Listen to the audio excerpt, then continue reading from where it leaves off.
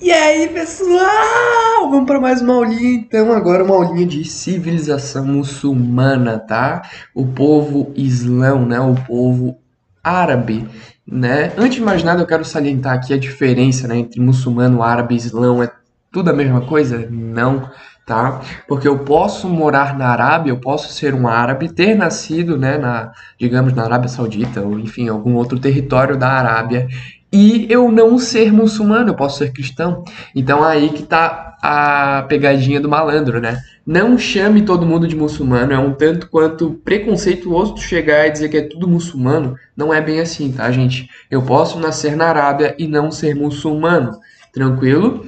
Como eu posso ser muçulmano também e não vir da Arábia. Então, você chamar alguém, tu é um árabe, né, mais ou menos, né? Eu tenho descendência árabe, o cara pode dizer, se ele morar aqui no Brasil, né?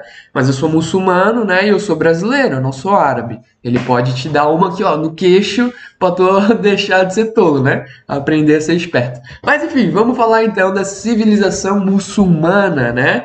É um assunto que está em alta, né? Nesse momento que eu estou gravando essa aula, estamos no meio da Égira. Vamos descobrir o que é isso depois. Vamos que vamos. Égira não, desculpa. Estamos no meio da. Eu sou muito idiota. Não é Égira. Não é Égira, meu Deus. Voltamos no tempo, né? Estamos no meio do Ramadã. Tranquilo? O mês do Ramadã. Depois a gente vai descobrir o que é isso. Vamos então aprender um pouquinho sobre civilização muçulmana. E mais uma vez a minha cara tá no meio. Aqui, ficou bonito. Ih, coisa linda. Vamos que vamos. Características e origens da civilização muçulmana. Vamos que vamos. Primeira coisa que a gente tem que entender é onde surgiu. Surgiu então na Península Arábica. Onde fica a Península Arábica? É o que vocês estão vendo aí, a Arábia Saudita, beleza?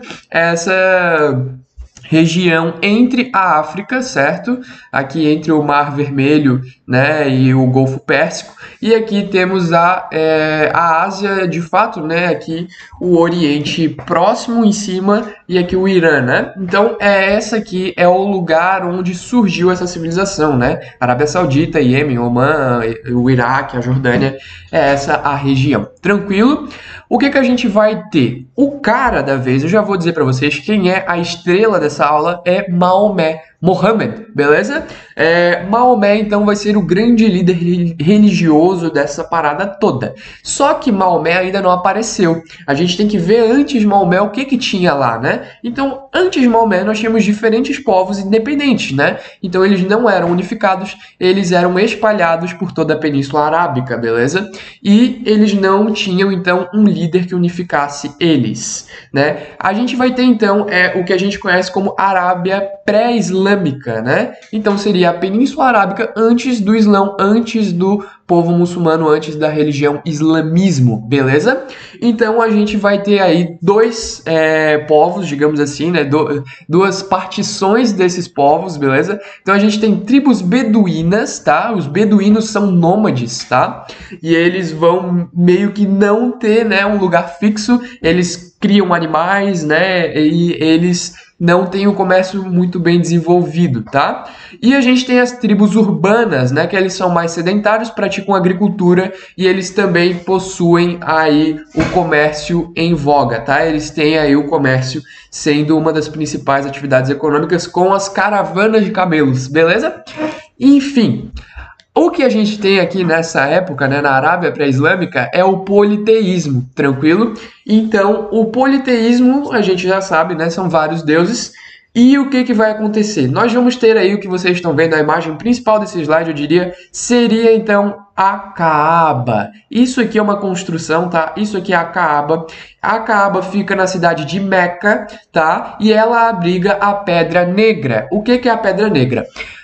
Os árabes, nessa época, eles acreditavam, né, que esse meteorito que havia caído do céu é uma pedra negra ímpar, né, a gente não conhece nada parecido, né, inclusive não pode tirar de lá para fazer estudo científico, porque, né, se tirar de lá vão achar, vai vir o quê? 1 bilhão de árabes em cima de ti querendo te matar? Opa! Errei, 1 bilhão de muçulmanos, desculpa, né? Ó, até eu me confundo com os termos.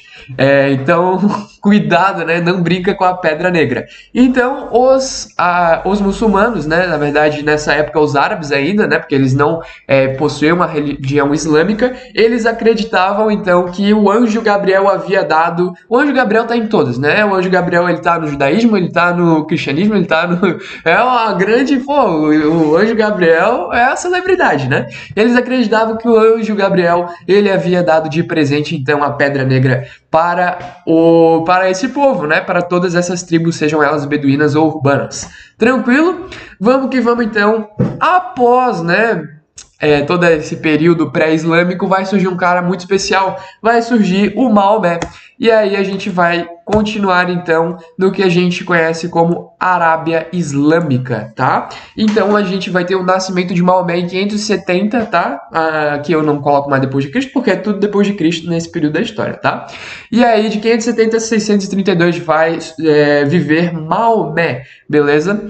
Reza a lenda que Maomé, em uma noite cansada e fatídica, recebeu a visita de um grande amigo dele. Quem? Obviamente, nossa grande celebridade, o Anjo Gabriel, obviamente, né? Então o Anjo Gabriel apareceu para falar com Maomé e falou assim, ó, Maomé, você agora vai, então, criar uma religião. E aí, depois de todas aquelas revelações que o Maomé teve com o Anjo Gabriel, ele fundaria, então, o islamismo, tá? E aí o Anjo Gabriel, ele falou assim, ó, Maomé, existe apenas um Deus, e esse Deus é Alá. E aí, então, Maomé vai criar o islamismo com o monoteísmo, né? A divindade única é Alá, tá certo? E o Maomé, ele vinha de uma tribo, a tribo dos Coraixitas, que são comerciantes, tá? E os Coraixitas não curtiram porque os Coraixitas eram politeístas, certo? E o que o Maomé queria fazer? Ele queria chegar lá na Meca, né? Lá na Caaba e destruir todos os ídolos de outros deuses, né? E os Coraixitas perseguiram ele, né? O que é isso? Não vai acontecer, né? E o que vai acontecer então? O Maomé, antes dele começar toda a sua expansão, ele vai então escrever um livro, o Corão, né? Por que eu não falei Alcorão? Porque Alcorão é o livro, né? Ou o grande livro. Então, se eu falar o Alcorão, então eu vou falar o livro. É uma loucura, né? Então, eu gosto de falar Corão, mas tu pode dizer Alcorão, né? Enfim. Alcorão, o grande livro, beleza? O livro do Maomé, as revelações que o anjo Gabriel trouxe para o Maomé. Tranquilo? O que vai acontecer? Aqui eu vou salientar mais uma vez. Quem é o muçulmano? Muçulmano é aquele que tem fé em Alá. Não é qualquer pessoa que é muçulmana. Só aqueles que acreditam no islamismo, a religião islâmica, beleza? Aqueles que têm fé em Alá. Tranquilo?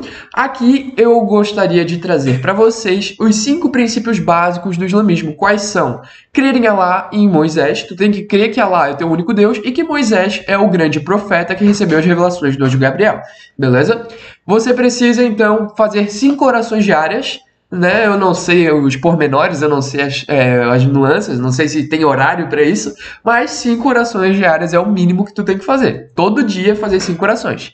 Tu precisa dar esmolas e ser generoso, olha só, né? Vamos ajudar os pobres, né? Pelo amor de Deus. Pelo amor de Alá, né? No caso.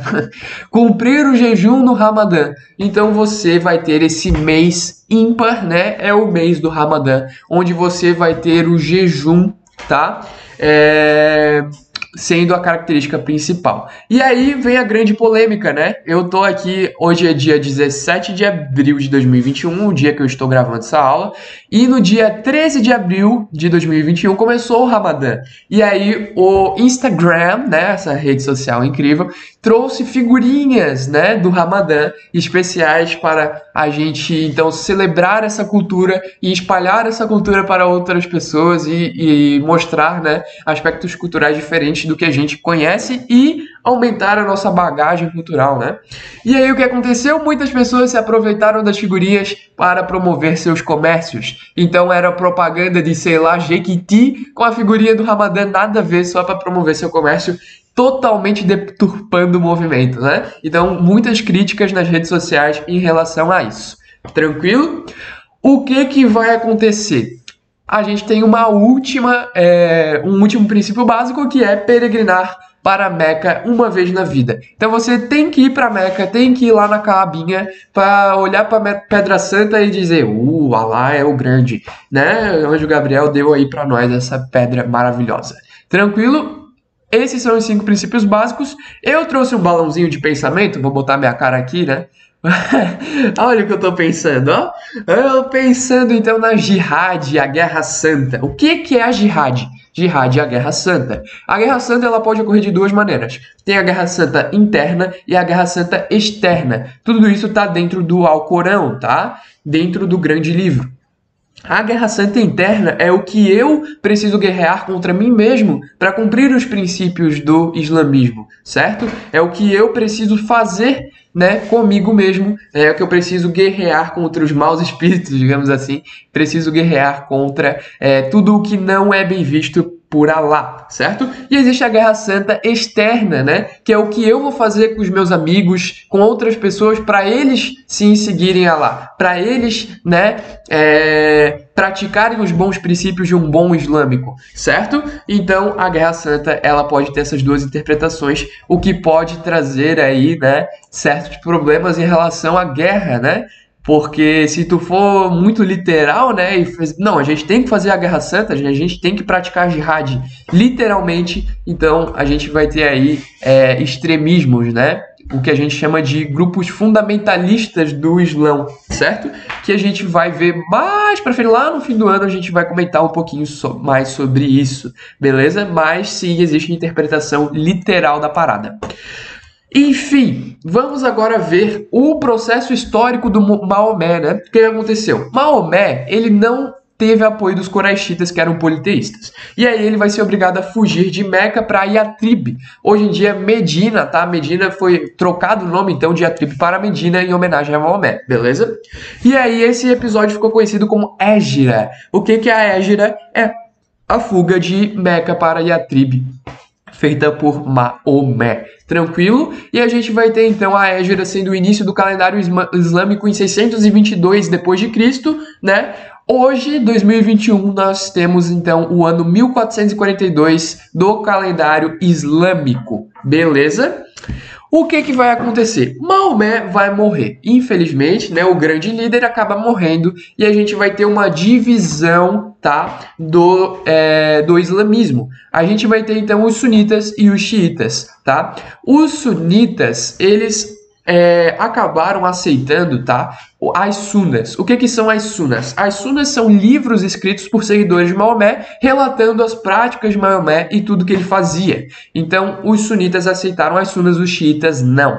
Os xiitas são mais tradicionais nesse quesito, tá certo? Então, os xiitas, eles falaram assim, ó, apenas os descendentes legítimos de Maomé poderiam governar, né? Poderiam, então, ser os chefes de Estado.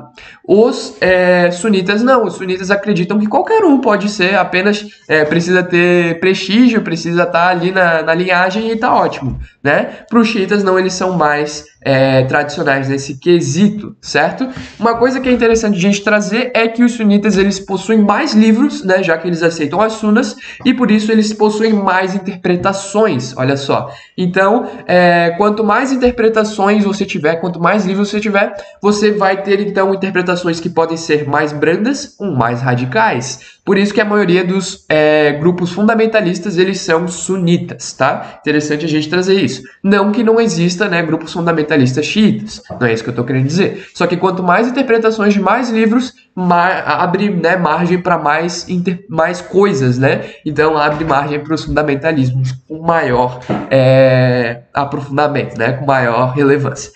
Então, o que vai acontecer? Nós ainda temos os ibaditas, que vocês estão vendo ali no mapa, né? Os ibaditas é outra corrente, tá?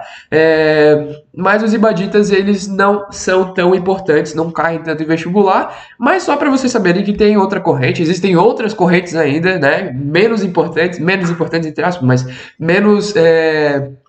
que não se expandiram tanto, certo? Então a gente pode ver aí o mapa de hoje, né? Os sunitas, eles têm a maior parte, tá? da população muçulmana. Os xiitas, eles são concentrados no Irã, tá? E os ibaditas ali no... se eu não me engano, esse país é Oman. Peraí, vamos voltar aqui. É o Oman, tá certo, né? Eu vi ali no mapa, é o Oman mesmo.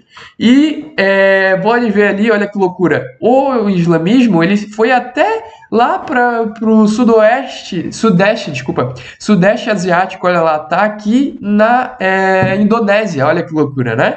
Então, hoje em dia, nós temos mais de 1 bilhão de islâmicos no mundo, tá? É a religião que mais cresce, olha que loucura, né? Então, aí, a influência do islamismo. Muito bem, vamos terminar por aqui então, porque já está longo demais e na próxima nós vamos ver a expansão dessa religião, a expansão desse império. Tranquilo? Vejo vocês lá! Tamo junto!